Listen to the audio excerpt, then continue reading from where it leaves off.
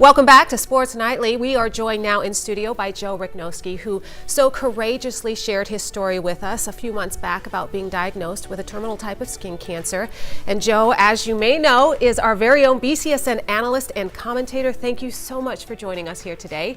How have you been? The holidays, how's life? Good. Things are going good. I went home for Christmas and got to spend some time with my family, which is good. I've got a little niece and a little nephew. She's 7 and he's 12, so they keep me going. They keep me busy, and things are great. I got home, I got to see my mom, my brothers, my sisters, their family, so things are going good. So far, so good. Keep your fingers crossed, you know? Good to hear. And we're not only here to talk about how fantastic his personal life is going, but we're here to update everybody on the progress of his treatment. So after you shared your story, you had a tremendous outreach and reaction from the community. Share that with us. All the cards and all the emails and the notes, whether it came snail mail, whether it come through a text, whether it came on just a phone call, it was overwhelming. I was hearing from people that I hadn't heard from in years, high school friends, junior high friends, kids I grew up with. People in the Toledo community have been great. I cannot thank the Toledo community enough.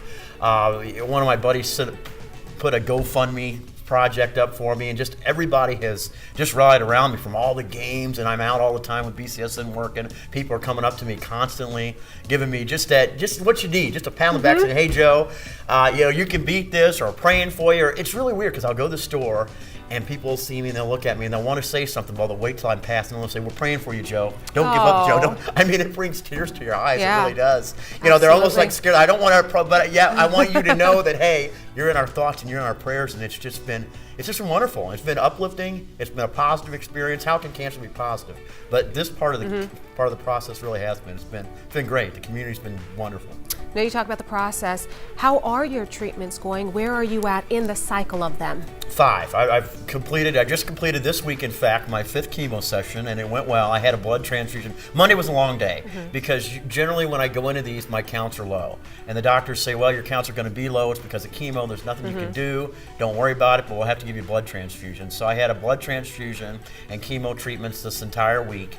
And that's tough, but it's going good. The doctors, I had a PET scan in December before I went home for Christmas, and the cancer in the liver is now, the uptake there is no longer noticeable. There's probably still cancer there, but the tumors have shrunk to a real minimal size. The lymph nodes are shrinking, so the chemo is working, and we're just praying from here. We're just kind of taking it one day at a time. I don't get too up or too down. The doctors are all happy, but I'm happy, but I don't want to get too up or too down. I want to keep kind of an even keel and take it day by day. I don't think about the cancer. I think about work. I think about the games. I think about working with you guys and doing my thing at BCSN.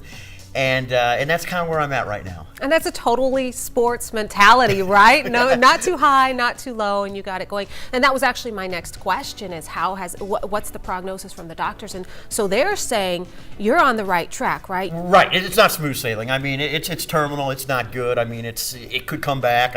I'm not in remission or anything like that right now. It's just the chemo shrinking the tumors. So the doctors are pleased. My doctor, Richard Finney's been wonderful. He's a medical oncologist. He's given me a great report. He gave me a big hug before Christmas because, Joe, you deserve this. This is great. Those tumors are shrinking. So right now it's smooth sailing.